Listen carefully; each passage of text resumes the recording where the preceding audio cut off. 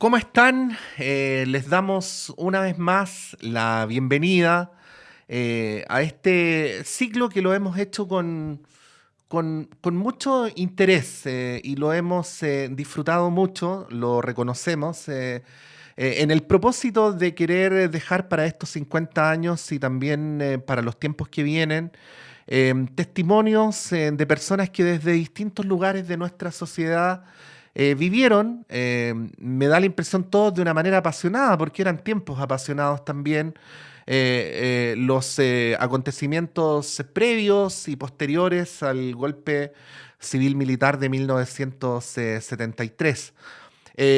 Y bueno, tengo que decir como periodista de esta radio y como director de esta radio, que es una tremenda alegría y un tremendo honor conversar con uno de los maestros de la radiotelefonía nacional. No usamos esa palabra por adular simplemente, sino porque es un sentimiento muy genuino. Y que cuando la actual Universidad de Valparaíso, a través de su radio Valentín Letelier, era la Universidad de Chile sede de Valparaíso, jugó un rol muy importante en la articulación y difusión de la poderosísima escena musical local. Bueno, hasta el día de hoy sigue con su vigor, invitándonos a escuchar la buena música. Ya deben presumir quién es. Hablo de Sergio Cárcamo, el Pirincho Cárcamo. Pirincho, muchas gracias por poder conversar esta hora y poder recabar tu testimonio y tus reflexiones sobre ese tiempo y sobre este tiempo. Bueno, de partida, Patricio, un millón de gracias por la invitación y de verdad el honor es para mí. Me trae muchos recuerdos por el hecho de haber trabajado también en la Universidad de Chile a través de la radio Valentín Letelier en Valparaíso y aparte de feliz y contento, conversar también de cosas que no fueron tan felices ni contentas tampoco. Lo Sí. que tú quieras y soy todo tuyo ahí para responder lo que estimes conveniente. Bueno, Pirincho, partir situando, ¿ah? Para el triunfo de Allende tú tenías 25 años recién. Eh, Exactamente. ¿Desde cuándo trabajabas en la... ¿Cómo llegaste a la radio? A esa radio. Ya, la verdad es que yo empecé a trabajar por rebote porque fue un periodo de desorientación que tuve porque a mí lo que me gustaba era el cine Ujú. y a eso estaba dedicado y a eso estaba enfocado. Y fui a pedir, yo con un grupo que tenía, ensayábamos en la radio Minería o en la radio Recreo, ambas de Viña del Mar, porque tenían piano. Era un grupo vocal. Entonces conocía a la gente de la minería y me gustaba mucho, era muy emblemático la minería. Y fui y dije que quería trabajar ahí, pero nunca dije que quería trabajar de locutor. Pero por una gestión de John Smith, que era el conductor de un programa que había en la tarde juvenil, él me invitó a participar en su programa y donde entraba y hablaba de lo mismo que hablo hoy día, o sea, de música y de rock en especial. Y de ahí, bueno, de minería por diferentes circunstancias, me fui al verano del 70, no, el verano del 70 a Sí. Radio Valparaíso. Y de la Radio Valparaíso fue que salté a la Radio Valentín Letelier de la Universidad de Chile, ahí en la Escuela de Derecho, frente al mar, en el último piso, con una vista maravillosa, entre paréntesis, y compartía los micrófonos con Lelo Aguirre, Mm, un gran amigo, un hermano que lamentablemente falleció en Noruega en el exilio. mm. Y esos fueron los saltos que pegué más o menos. Sí.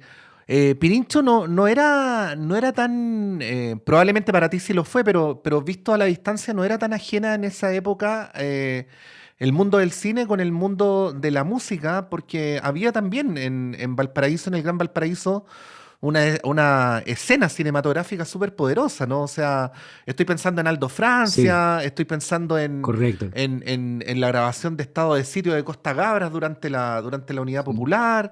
Háblanos un poquito de eso, de cómo Valparaíso también tuvo, digo, cuando hablo de Valparaíso, incluyo a Viña también, ¿no? Hablo de la bahía, ¿no? Claro. Sí, de cómo tuvo una suerte de renacimiento también, ¿no? Digo, en el O sentido sea, cultural, ¿no? sí, había gran movimiento cultural, Valparaíso. Todo empezó en Valparaíso, de los deportes, en general, básquetbol, fútbol, y también el rock and roll entró por Valparaíso, y ya que los contrabandistas traían los últimos discos, los llevaban a la radio, se los compraban y se difundía.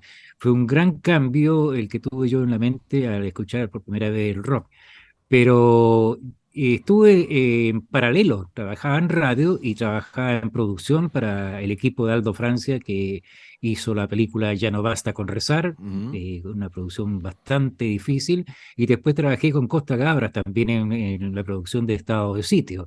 Entonces era paralelo y había muchas cosas más. En Valparaíso había muchos movimientos musicales tradicionales, eran su Valparaíso de noche en el barrio del Puerto, las tanguerías, las peñas, los grupos de jazz, en fin, había mucho movimiento musical, entonces eran días de 24 horas de Ujú. vivir momentos muy felices y de aprendizaje. Existía un lugar que se llamaba el Roland Bar, Ujú. donde pasaba desde Pablo de Roca, Pablo Neruda, cineastas que venían de todo el mundo, me acuerdo de George Evans, un cineasta sueco que hizo un documental de Valparaíso increíble, pero vinieron muchos grandes maestros del cine que pasaron por ahí por las barras del Roland Bar, que era un bar chiquito, pero se aprendía mucho por la calidad de la gente que iba, profesores de filosofía, políticos, de todo. Era cuestión de sentarse con una cerveza y escuchar solamente.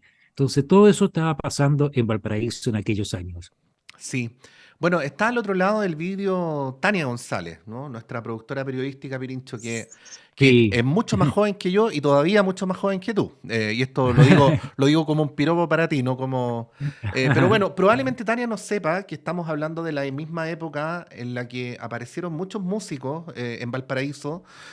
No quiero ser Ujú. injusto con algunos que voy a dejar afuera, pero me quiero detener en tres, en el Gitano Rodríguez, en los Jaivas y en Congreso, ¿no?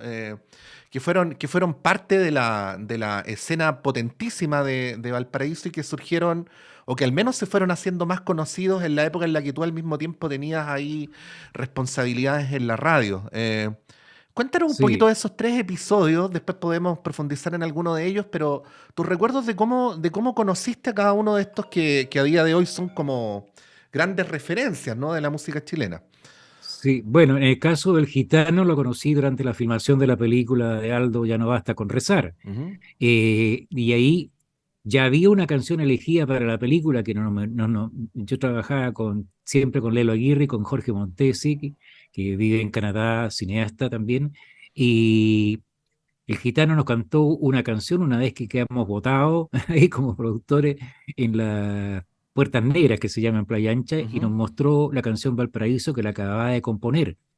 Y aunque insistimos mucho que fuera esa la canción de la película, en ese aspecto no nos dieron bola. De hecho, yo vivo en la casa que en esa época ocupaba Gitano con su señora y su hijo Ignacio. Con la Chantal estaba casado y con Ignacio, su hijo, que era guagüita. Ujú. Esto en Aguasanta, en Viña del Mar, y yo vivo en esa casa hasta hoy. Pero Gitano tenía un compadre que era maravilloso también, que es Payo El Grondona. payo, claro que sí, po. Claro, Payo Grondona, y los dos eran como hermanos. Ujú. Entonces ellos hicieron muchas cosas en la casa de Aguasanta, se alojó mucha gente de la época de la nueva canción chilena, y de verdad es que había harto movimiento, ¿ah?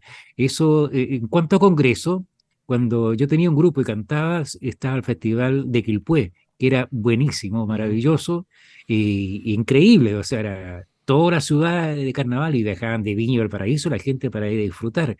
Y cantábamos nosotros y faltaba un grupo de acompañamiento y esos eran los máster, que eran los hermanos González, Fernando, el Tigre y el Pato, y también Fernando Octavo, que era el bajista. Y ellos, el estilo de The Shadows, el grupo de Ujú. moda que acompañaba a Cliff Richard en Inglaterra, bueno, ellos nos acompañaron y nosotros grabamos muchos avisos comerciales también, y ellos nos ponían la base musical. De repente había otro grupo en Valparaíso muy bueno que se llamaba Los Psicodélicos.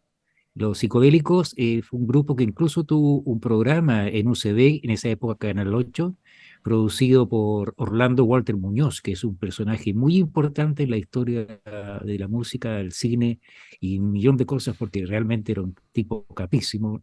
Y él dirigió el Go and Go, y los psicodélicos eran como los monkeys chilenos, pero Pancho Sasso se aburrió y se pasó a los másteres y ahí pasaron a llamarse Congreso. En cuanto bueno, a la movida de los Jaivas y todo eso, estaban todos, como te dije en un comienzo, muchos movimientos musicales. Y en Valparaíso, cualquier cantidad, pues está eh, Oscar Carrasco también con su grupo Motemey, se van Tiempo, a olvidar mucho. tiempo, Y tiempo venía nuevo de también, antes. ¿no?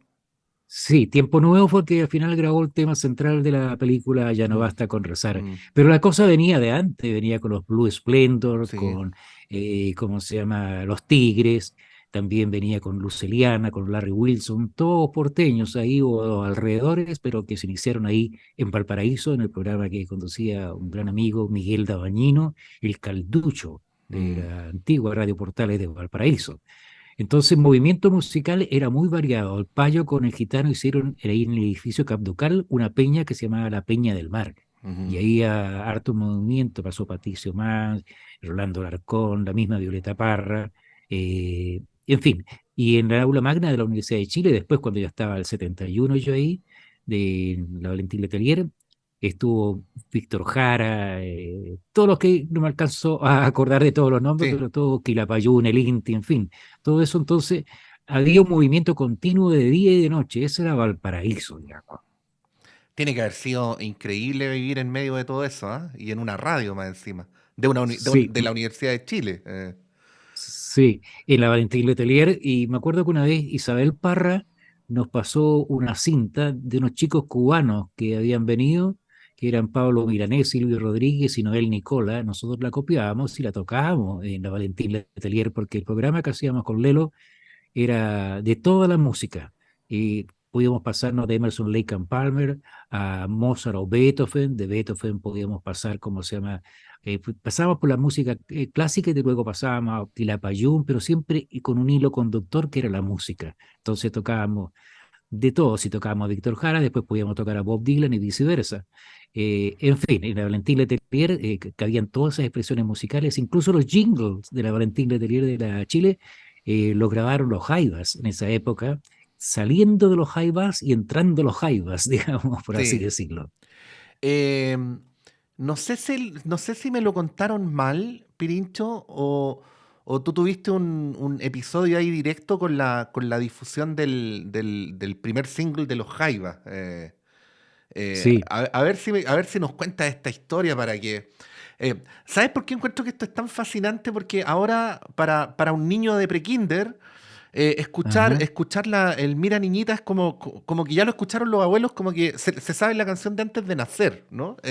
sí, Pero en aquel tiempo esas músicas eran un poco raras para lo que se estilaba en Chile. Digo, la de los Jaivas, la de Congreso. eh, entonces quiero volver a ese momento también de asombro, ¿no? De una irrupción de algo que sonaba nuevo. Mm. la verdad es que no era tan rara la cosa, porque coexistía con la nueva canción chilena, que por la política, digamos, era la que la llevaba. Y también con la nueva trova cubana, y fue la nueva canción Mm, latinoamericana, se difundía bastante. Y el movimiento de rock en Valparaíso venía de antes, pues, mucho mm, antes de los años finales de los 50, con dos grupos emblemáticos, William Redd de los Rock Kings y mm. Harry Shaw and the Rock Time. Ellos cantaban en inglés, o sí, hacían cover a finales de los 50, comienzo de los 60. Entonces, el caso de los Jaiba es que bien particular porque yo también asistí a la transición de los Jaivas, que eran un grupo bailable muy entretenido, a los Jaivas y todo el periodo de la música de improvisación. Ujú, Pero ellos grabaron un álbum antes de todo lo conocido que se le conoce como el álbum del Volantín, ujú, donde nos venía foto de primera comunión, Cacho, una canción increíble. ujú. Bueno, era un long play, El Volantín, que fue financiado en gran parte por Country Joe McDonald, que acababa de actuar en Woodstock. Entonces había viajado a Chile por lo que estaba sucediendo, muy interesado en la política chilena y en el proceso que se estaba iniciando de la Unidad Popular, y escuchó los Jaivas y pagó unas horas de grabación y se llevó 500 copias, entre paréntesis, y hay pocas copias en Chile del Volantín, por así decirlo. Ujú. Pero en el caso del primer álbum, que fue para la serie Machitún de la RCA, eh, yo ese periodo exactamente me lo perdí cuando empezaron las conversaciones con la RCA. Y el hecho es que en ese momento, a comienzos del 71, todavía ya estaba en la radio Valparaíso. Y un día llegó Claudio, temprano, yo sé, a la mañana, y venía con una bolsa de berlines. Ujú. y nos pusimos a conversar y a comer berlines, y venía también con un bolso aparte, y de repente como a las 2 horas Claudio me dice, oye, grabamos un disco, disco físico, le dije yo, traí una cinta ahí, no un disco 45 que grabamos, por lo que te dije recién, para el Sí. sello Machitum, o la serie 45, Machitum, Pirincho, para... RPM, Revoluciones por Minuto, un Eso, single, que es lo que eso, llaman ahora. eso era un vinilo con una canción por lado, ¿no? Era eso. Exacto, Ya. claro. Hay Y algunas sale, cosas hay que explicarlas porque ha pasado harto tenéis tiempo. Sí, razón, sí, me estaba trasladando demasiado sí, al sí, lenguaje de la época. sí. Bueno, el asunto es que me dice, y este lo grabamos recién nomás, y te lo traje, yo lo había tocado cuando estaba en Minería, Los Jaivas, y también habíamos transmitido el primer festival de la música de vanguardia, así que éramos bastante amigos y conocidos, teníamos la boca llena de berlines, y me dice, el sello quiere que probáramos este tema, que se llama Ayer Caché, pero yo encuentro que este es más oreja, me dijo el otro lado, el lado B. Entonces fuimos al control, lo escuchamos y el lado B era de Impacto al Tiro, que era el todo junto, y lo tocamos de inmediato. Y de ahí se empezó a producir. En esa época fue primera sintonía ese verano, la Radio Valparaíso. ¿Habrá sido la primera vez que sonó todos juntos en una radio? Tengo entendido que sí, o Ujú, sea, porque Claudio es bastante tímido y yo creo que se fue por el lado de a quien conocía en radio, porque otras radios, por la extensión de sus improvisaciones, no tocaban la cinta de los Jaivas ujú. y yo lo había hecho. Y bueno, ahí salió, yo creo que por primera vez todos juntos en la antigua y desaparecida Radio Valparaíso. Hay otra Radio Valparaíso ahora. Sí. Y ahí empezó el resto de la historia, digamos. Al poco tiempo salió el álbum de La Ventana, y también casi inmediatamente del álbum de La Ventana salió Mira Niñita, que Claudio me invitó a la casa a escucharlo, a la casa de Diana, donde estaba la Wat Chichón, Ujú, y, y me dejó impactado. O sea, de todas maneras, el álbum primero, cuya carátula había pintado un gran amigo de todos nosotros, que era Marco Hughes, ujú. fallecido lamentablemente muy joven, y el resto es parte de la historia que en agosto de sus 2 presentaciones de aniversario contaron ellos mismos ahí en ese local del Parque O'Higgins, Mm. con Movistar Arena Arena. Sí, Movistar, ese, claro. sí. Pero por ahí partió la cosa de la difusión en radio. E incluso nunca fue muy aceptado. Incluso nos prohibieron un disco Los Jaivas, me acordé ahora, que es El Indio Hermano, Ujú, por una frase que decía, soy un hombre, no una pieza más de esta cuestión. Entonces ujú. los trataron de contrarrevolucionarios. Y ahí no nos dejaban. Era muy de izquierda la Valentín Letelier de la Chile, el director, muy buen director por lo demás, Hugo Muñoz, era del Partido Socialista, pero ya estaban las cuestiones medias que yo lo represento, no, ustedes no, los comunistas prácticamente no nos dejaban entrar. Mientras tanto, Sí. nosotros con el Lelo nos amenazaban de muerte cuando tocábamos aquí la Payún, la Rolando Matos, que se llamaba O Patria y Libertad. Al rato después tocábamos a Jimi Hendrix y nos amenazaba la Ramona Parra que nos iban a poner una bomba por ser imperialista. En fin, fue un pasar muy interesante en la Valentín. Sí. Estamos conversando con el Pirincho Cárcamo, con Sergio Pirincho Cárcamo, en este que es el séptimo episodio de esta serie que hemos llamado Testigos, que es una contribución de la Radio Universidad de Chile a la conmemoración de los 50 años del golpe, ¿no? No hay nada que celebrar, pero sí podemos celebrar la persistencia de la memoria. Creo que eso es algo que a lo mejor Es verdad. sí podemos celebrar. Pirincho, no sé si te queda más cómoda la palabra partidario o simpatizante de la Unidad Popular. Quizás ya es deducible de lo que hemos conversado, pero llegaste ahí en el lomo de la escena cultural, en el lomo de la política. Yo me imagino que en la vida cotidiana se mezclaba un poco todo, ¿no? Pero Sí. ¿con qué sensibilidad llegaste a decir, bueno, me gusta este gobierno, apoyo este gobierno, tengo simpatías por este gobierno? Bueno, eso partió bastante temprano entre... De verdad es que yo era bastante apolítico o ignorante, digamos, cívicamente hablando, pero después hacía un programa en Valparaíso también, justo antes de irme, que se llamaba Defienda a su candidato, donde se abría el micrófono 3 minutos para cada persona para que defendiera a sus candidatos. Ujú, Y antes de las elecciones me llegaron los programas de Tomish, de Alessandri, y Allende, y no había por dónde perderse. Me dice, nunca pertenecí a un partido, era simpatizante después de la izquierda cristiana, Mm, pero era simpatizante solamente en un comienzo, pero después fui partidario totalmente de lo que fue el proyecto de la Unidad Popular encabezada por Salvador Allende.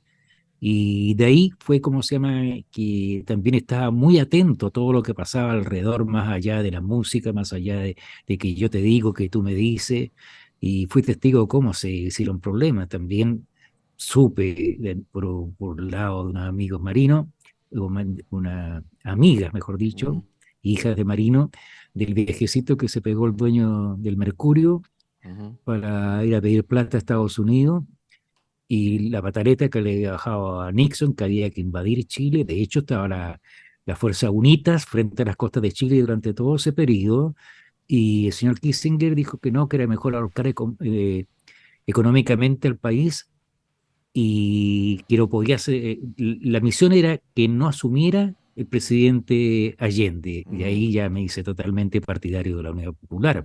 ¿Entiendes? Y la verdad es que el boicot fue espantoso, y no solamente de los Estados Unidos, que metió cualquier cantidad de plata para el parado de los camioneros, para los atentados y toda esa cuestión, y partieron, acuérdate que partieron para provocar que no asumiera Allende, asesinaron al comandante en jefe del ejército, el general Schneider, así es. entre otras cosas. Ujú, Entonces, era, había que ser, eras o no eras. mm, Yo lamentablemente perdí muchos amigos por una discrepancia que nunca había tenido antes, porque era bastante pajarón, mm, volado, venía del movimiento hippie, por así decirlo, pero con bastante conciencia social también. ujú. Sí, quiero aprovechar, Pirincho, que estamos conversando, si tú me permites, a través tuyo de esta conversación, para rendir homenaje al rol que jugaron las radios universitarias, ¿ah? Sí, Pero no solo en la Unidad Popular, yo diría desde antes, fines de los 50, 60. Lo digo desde esta radio, Pirincho, que fue fundada mucho después, el 81, ¿no? Pero uno podría decir, por ejemplo, y esto ya me voy a ir más atrás todavía en el cuento, ¿no? Pero ¿no? que la radio de la Universidad Federico Santa María fue una de las forjadoras de la radiotelefonía en Chile, que luego toda la revolución cultural que hubo desde el 60 en adelante tuvo como una de sus principales impulsoras a la radio de la Universidad Técnica del Estado, a la radio de la Sí, Universidad de Concepción en esa Concepción, fue muy importante, a muy la importante. radio, de la Universidad de Chile, sede de Antofagasta, actual Radio Universidad de Antofagasta, y que duda cabe que la Valentín Letelier también, así es que desde acá nuestro homenaje a ese medio hermano, pero aprovecho de conversar contigo para preguntarte, ¿no? El rol que tuvo esa radio como un ejemplo de otras radios, ¿no? En dinamizar la escena cultural y en dinamizar también los procesos de democratización del país. Mm. Mira, tú nombraste la Universidad de Concepción y su radio, que está muy bien organizada, muy bien ordenada. Y la radio Valentín Letelier era muy similar y tenía o sea, una programación. Perdona, en el caso de la Santa María, hoy es igual que ayer, o sea, siempre se dedicó a la música clásica y nunca Sí, habló ni ha hablado de la contingencia. ujú, sí, Vivía y vive lamentablemente en otro mundo, ujú, aunque tenía un aula magna donde habían actuado todos los grupos de Valparaíso y muchos de Santiago desde la época de la Nueva Ola, una magnífica aula magna. En fin, pero en el caso de la Valentín Letelier tenía una programación que, si bien es cierto, incluía música clásica, en dos horarios especialmente, partía con una especie como un matinal, pero bien entendido matinal, donde te mm, explicaban dos mujeres, me acuerdo de Alicia Yáñez y Liana Cielo, te iban contando junto con música eh, la, todo lo que estaba pasando y cómo se podían solucionar algunos problemas, desde cómo cocinar hasta cómo se llama, dónde recurrir en caso de algún problema, eh, cómo que se podía inscribir las organizaciones familiares los grupos de poblacionales en tal parte para tener acceso aquí, allá, allá. En el aspecto organizativo, digamos, del pueblo, había mucha información en ese programa matinal que era muy, pero muy bueno. Luego venía después de eso un programa de música clásica. En la mañana duraba hasta el mediodía y después venía música clásica muy bien fundamentada y muy bien didácticamente explicada. El porqué de la época, por qué se compuso así, cómo era el perico que lo compuso, todo aquello. Y después entra el música joven que hacíamos Lelo Aguirre y yo, que duraba 4 horas diarias y que mezclábamos toda la música, la nueva canción chilena, el canto, la nueva trova latinoamericana, Ujú, con lo más, pero exquisito del rock, y hablábamos del correo de los amigos, porque una gran cantidad, o por qué no decirlo, toda la cantidad de música que podíamos tocar llegaba por el correo de los amigos, gente que iba y llevaba su disco que el tío Marino le había traído lo último de Uriah Heep, por decirte algo, mm, o de Caravan, Camel, y todos los grupos que estaban apareciendo en el reflujo de la ola en Inglaterra, porque lo único que teníamos eran algunos clásicos de los Doors, de Mamas and the Papas, no había música juvenil en mm, la radio Valentín Letelier, pero se armó y se grababa en una cinta, estas tortas de cinta magnética, estos rodillos grandes, grabábamos los álbumes completos y muy buena música nos llegó casi todo por el correo de los amigos, incluso de marinos extranjeros. Una vez llegó un tipo, un marino escocés, con una maleta y traía montones de cintas, y porque él ya trabajado como asistente de audio en muchos conciertos en vivo, y así conocimos a Camel y otros grupos ingleses de los mm. buenos. En todo caso, se fue formando una discoteca muy interesante que nos permitía hacer las 4 horas, y bueno, el sello DICAP nos enviaba toda su producción también, así que había harto material, más lo que nos había dejado. Yo creo que lo de Silvio Rodríguez, Pablo Milanés y Noel Nicola fue muy importante, esa cinta que nos permitió copiar a Isabel Parra, Mm. porque, bueno, después todos sabemos la historia de ellos y el éxito que han tenido y la época de la dictadura, cómo corrieron los cassettes. E incluso escuché muchos cassettes clandestinos que estaban copiados de lo que habíamos tocado en la radio, Valentín Letelier, o sea, de la nueva trova cubana. Pero ¿Qué? después venía también Mm, solamente jazz, algo así se llamaba el programa de jazz, eh, y después ya no me acuerdo qué había en la noche, creo que música solamente, sí, música ligera, por así decirlo, dentro de la música culta. sí. Cuando me puse a investigar esa historia, me enteré que la radio de la Universidad Técnica del Estado fue casi inmediatamente después del golpe ametrallada, Sí, que sí, el sí. director de la Universidad de Eh, Concepción fue ejecutado, de la radio de la Universidad de Concepción, que en su totalidad todos esos proyectos radiales fueron abortados y las radios fueron cerradas, intervenidas, en fin. Misma cosa pasó con la radio Valentín Letelier Pirincho. Cuéntanos de eso, ya pidiéndote directamente bueno, no, recuerdos de cómo claro. fue el golpe en la radio, ¿no? Bueno, lo sabíamos hace mucho tiempo, pero consideraban que Lelo y yo estábamos en otra porque no pertenecíamos a ningún partido, así Ujú, que no nos daban la información de que si estaban preparados. Lo único que nos habían entregado era por dónde escapar en caso de que allanaran la radio. Pero yo vivía en Recreo, una calle paralela a Guasanta, y el día salía a las 7 de la mañana para ir a la radio, obviamente el golpe, pero ya en la esquina, los que conocen Viñas, a la altura de la Gruta de Lourdes, ya habían patrullas, ¿cómo se llama?, que no nos dejaron pasar. mm, Nos decían carerraja, golpe militar, mm. devuélvanse a sus casas, hoy no se trabaja. Además, Pirincho, el Y golpe empezó en Valparaíso antes que en Santiago, ¿no? Porque, por eso sí. sabíamos, claro, Mm, sabíamos que cuando, como estamos, entre comillas, preparados, pero nunca para las torturas ni el derrame de sangre que hubo después, la atrocidad, los robos, las expropiaciones y todas esas cosas que hizo la dictadura, y que muchos dicen, no, hay que olvidar que no pasó nada, fue que la gente lo pedía. Mentira, la gente nunca pidió un golpe, o sea, de todas maneras. Y él estaba preparado antes, mm, esto me enteré por un almirante, ujú, bueno, lo puedo decir ahora, el almirante Montero. Yo estuve viajando un tiempo cuando viajaba entre Santiago, Viña, Santiago, Santiago, Viña. ujú, Nos íbamos muy temprano en un pool bambú, y había gente muy especial que trabajaba en Santiago, entre esos el ex almirante Montero, que era el almirante de la Marina, y ese día un tal capitán Huidobro, que fue un enlace del ujú. golpe, y por orden de Merino, llegó a la casa de Montero y le dijo, hemos dado un golpe de Estado, le ruego que se quede en casa y que no salga. ha asumido el almirante Merino. Pero toda esa Pero cuestión qué bueno que lo recuerdas, porque solía. el almirante Merino no era el comandante en jefe de la Armada, le usurparon No, el cargo a Montero. claro, o sea, Mm, cara raja, así mm, nomás. sí. ¿Sí? Pero nosotros sabíamos de antes, mucho antes, que se venía desde el momento en que empezó a tirar plata a la CIA para financiar a los camioneros en paro que venían del 72, de a Patria y Libertad y sus bomberos locos volando los rieles, puentes y cuestiones así, provocando el desabastecimiento.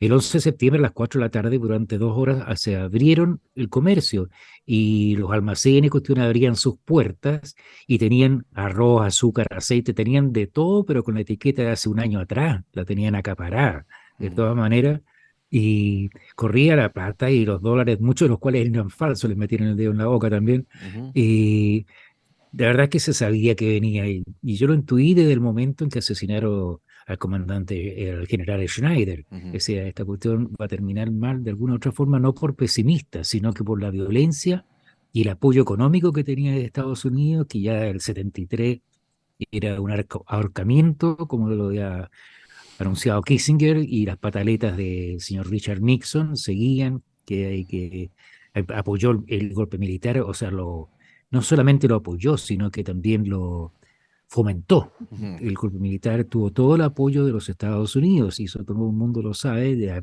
que vivió en la época y tiene un poco de cerebro para pensar. Sí.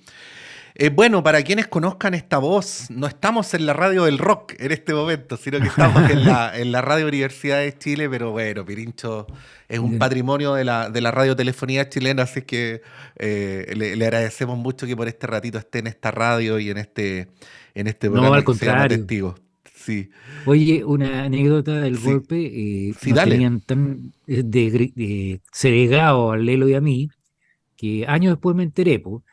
Bueno, no pudimos entrar porque destruyeron todos los equipos de la Valentín Letelier, O sea, nunca más lo volviste hicieron a la añicos. radio. No, no pude entrar hasta unos años después, fue muy rara esa entrada, a sugerencia de una periodista que era la directora de la carrera de periodismo, que también funcionaba ahí en la Escuela de Derecho, que insinuó que lo que era radio en ese momento, creo que fue el 75 más o menos, hacía falta el programa que hacíamos nosotros, pero nos dieron 1 hora, no era lo mismo, pero duramos como un mes. Mm, Pero una de las cosas tragicómicas que sucedió fue que nosotros no supimos nada. Yo lo supe en los 90 cuando el ingeniero, el que estaba a cargo de los equipos de la radio, Valentín, don Archibaldo Fleming, me acuerdo, gran ujú, persona, me dijo que cada una de las personas tenía secretamente una pieza para armar un transmisor clandestino y volver a salir al aire, pero habían sido tan herméticos que nadie sabía qué tenías tú, qué tenía yo, y no se pudieron juntar nunca las piezas, nunca pudieron juntar, y no se pudo armar eso, ¿entiendes? Y se perdió. Dice que mm, él no supo qué más realmente cuando era el encargado de armarlo, pero no sabía quiénes tenían cada pieza, pues. Sabían que la mm, habían repartido entre las personas que eran de partido, digamos, socialista en este caso, mm. demasiadas precauciones que nos impidió, ¿cómo se llama?, salir al aire nuevamente, para lo cual estábamos todos dispuestos, incluidos los despreciados Lelo Aguirre y yo, pues. Pirincho, cuéntale a quienes están escuchando, a quienes están viendo, a las nuevas generaciones, ¿qué te pasó a ti después del golpe? Bueno, varias cosas. De ¿Mm? partida yo vivía en una casa, que era una casa en la falda del cerro, digamos, de Aguasanta, entonces era como que esos edificios nuevos que hicieron en Reñaca, que son como escalonados. Ujú, Esta casa tenía un primer piso, una escalera, un segundo piso donde estaban los dormitorios, otra escalera, un patio, otra escalera y una casita. En esa mm, casita de arriba vivía el Pepe Troncoso, un gran amigo que ha sido el productor de la película de Aldo Valparaíso, Mi Amor. ujú, Pero vivía pura gente de televisión y gente conocida. Y bueno, el asunto que de repente este Pepe, que también fue el fundador del Festival de Olmué, ujú, que entre paréntesis tuvo una pelea con el alcalde, que el alcalde quería que fuera una guitarra el premio y el Pepe quería que fuera un arpa, y al final se choreó. El Pepe, dijo que tenía mueblerías también, Y digo, no, yo lo voy a mandar a hacer. Y inventó el guitar pin para que estén todos contentos. Bueno, pero algo pasó, una conversión, eh, no sé si espiritual o mental del Pepe, que de repente se empezó a acercar gente y Pepe hacía curación de mano. Ya. Y si no lo hubiera visto, no lo habría creído. Y además se convirtió en un matemático, pero impresionante, en menos de un año. Cuando fue el terremoto del 71, se vino abajo la municipalidad de Olmué. Ujú, Entonces, entre las cosas que habían, los libros antiguos tenían tapas de cuero. ujú, Y al Pepe le gustaron mucho esas tapas de cuero y se las llevó para la casa. ujú, Y un día yo llego a la casa y allanan la casa porque había mucho movimiento de gente que entraba y salía. Claro, gente que iba a pedirle, me duele acá, me puede curar, ujú. etcétera, etcétera. Más el montón que vivíamos como 20 personas ahí, sí, era grande, inmensa la casa, y toda gente conocida de televisión. Pero nos llevaron preso a todos. Esa noche la pasamos en la comisaría. Fue, creo que la víspera del 18 Ujú, de septiembre y al día siguiente nos metieron en un camión y a patadas nos llevaron hasta el muelle, ujú, el molo de abrigo. Ahí nos tuvieron todo el día bajo el sol con las manos. Oye, duele mucho colocarse las manos aquí detrás de la cabeza ujú. un buen rato. Y después nos bajaron a las bodegas del Lebu, un buque que estaba anclado, que no tenía motor. Y ahí cuando nosotros ¿Este fuimos barco era de bajar, la Armada? no, de la Era de la Sudamericana de Sudamericana de Vapores, Vapores. ¿Mm? Sí. claro, pero está desguazado, o sea, ¿Mm? no tenía motores. ¿Mm? Pero nos bajaron ahí y había poca gente y yo la verdad es que no entendía que miércoles lo que pasaba, por qué no habían llevado preso, por qué no habían allanado, por qué no pasaba nada en esa casa y me quedé dormido un rato y cuando me desperté yo era el único que estaba tirado en el suelo y alrededor mío estaba toda la gente de pie porque no cabían más. Mi polola, que fue mi señora también después, la llevaron junto con las otras mujeres que vivían en la casa a la Esmeralda Ujú. y ahí vieron cosas atroces realmente. En el caso mío, veía que sacaban gente y después la bajaban con un cordel, pero en calidad de paquete. Y de repente, después supe, nos empiezan a llamar a nosotros, o sea, primero me llaman a un amigo de televisión, después a mí, y nos juntan arriba y me preguntan por uno de las personas que yo no tenía idea, sé que le decían Cero, no tenía idea cómo se llamaba y también lo querían sacar, un Ujú, grupo de comando de la Marina. Después supe que fue una gestión de una amiga, hija de Marino, ujú. que fue una gestión que ella hizo con...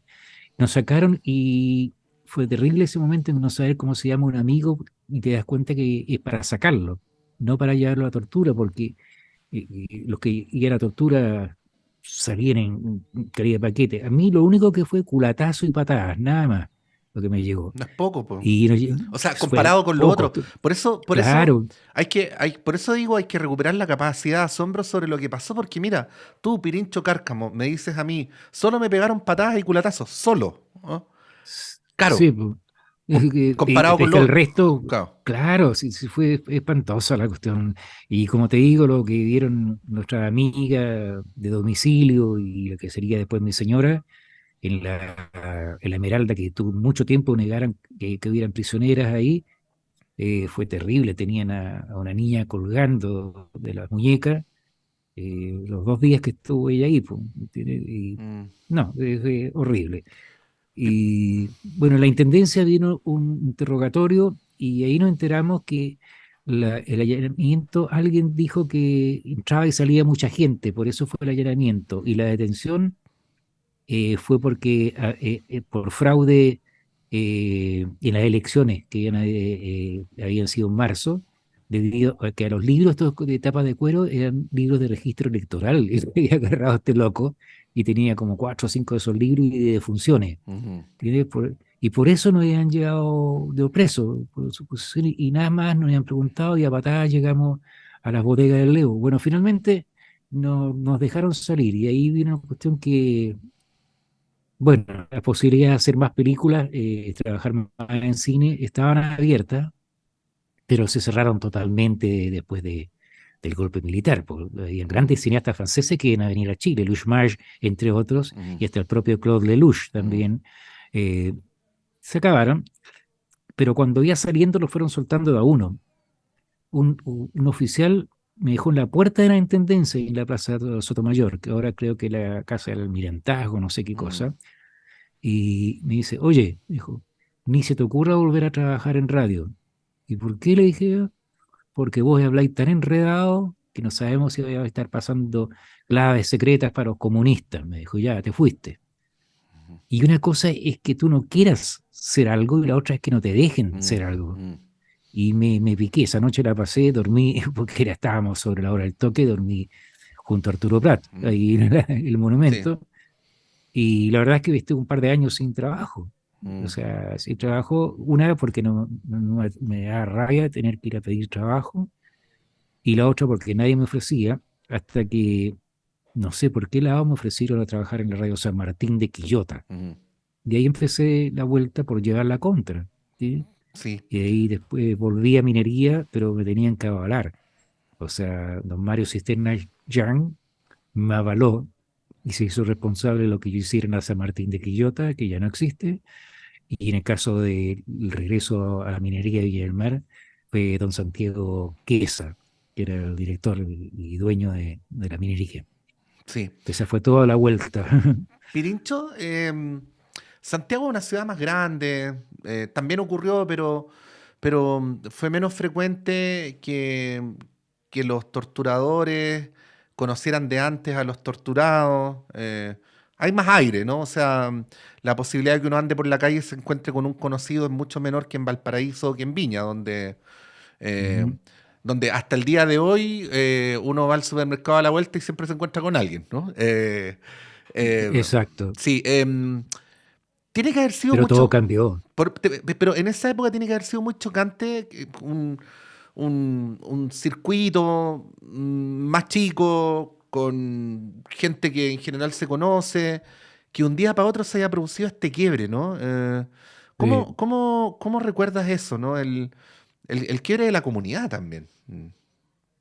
Mira, en los últimos días, digamos, previo al golpe, ya ha habido un distanciamiento con aquellos amigos que promovían un golpe militar, aquí hay que cambiar todo, ya, ándate a la punta del cerro. Ujú, Y se había perdido alguna cantidad de amigos.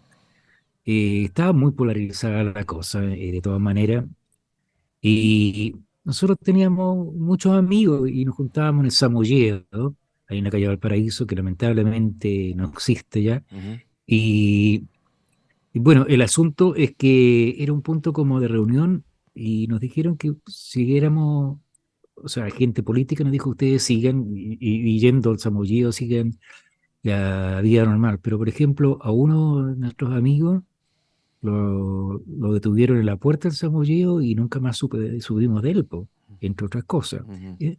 Pero se produjo, había mucha gente que me dejó de saludar.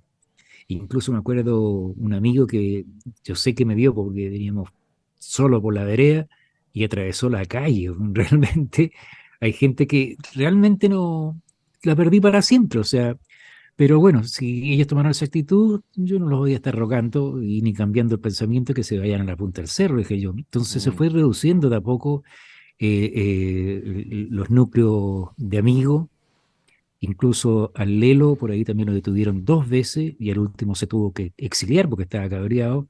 Al pobre le sacaron la mugre a varillazo en los pies, preguntándole a qué partido pertenecía yo. ¿Eh? Y tuvo la mala idea de decir, dijo, al único partido que pertenece el Perincho, al Colo Colo. Y le pegaron más todavía al pobre. Al final el Lelo se exilió a Noruega y falleció en Noruega hace un par de años. Y ese era uno de los amigos que nos seguíamos juntando, pero la verdad es que eh, se achicó mucho el grupo, después, bueno, al Payo al Gitano, ellos andaban afuera, mm. no estaban acá. El caso de Ángel, Isabel también lo sabemos, los Quilapayún también andaban fuera, muchos de los Mm. grandes grupos, Linti también. Los rockeros se quedaron sin pan ni pedazo hasta el día de Los hoy, Jaivas igual nosotros en se tuvieron que Valparaíso. ir. Los Jaivas tuvieron se tenían que ir antes, Mm, o sea, tenían un contrato para tocar en Argentina después del concierto, el primer concierto sinfónico que hicieron en el Municipal en agosto del mm, 73. Y de ahí tenían que partir a Argentina, pero cerraron la frontera. mm. Y cuando se fueron en una micro, pero ya no corría el contrato, así que tuvieron que empezar a trabajar allá en Argentina, igual como lo hicieron en Chile, puerta a puerta, amigo a amigo, un afiche, un volante, todo hecho por ellos y llegaron a ser top en Argentina realmente. La despedida de América en el Teatro Coliseo de Buenos Aires fue increíble y bueno, el resto de la historia, el viaje a Francia y todo aquello. Y en ese intertanto, también hubo un tiempo en que tuvo que volver Mario Muti a Chile y rentamos una casa juntos. Somos compadres con Mario, yo Ujú, soy padrino de la Marinita, uno de sus hijos. ujú. Pero todo ese periodo fue un distanciamiento con aquellas personas que creíste que eran todos amigos.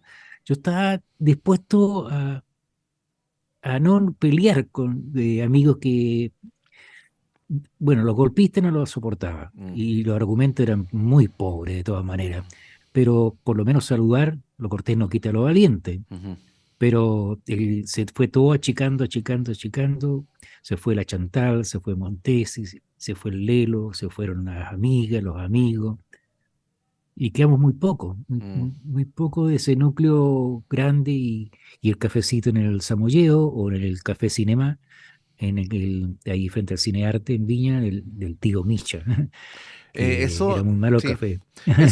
Esos son dolores que pueden parecer chiquititos en comparación con los grandes dolores del país, ¿ah? Pero son dolores, ¿no? Claro, pues perder a tanta De gente. alguna manera se fumó la vida que tenía. O sea, se viró Mm, totalmente el deseo de no seguir siendo locutor para dedicarme totalmente al cine.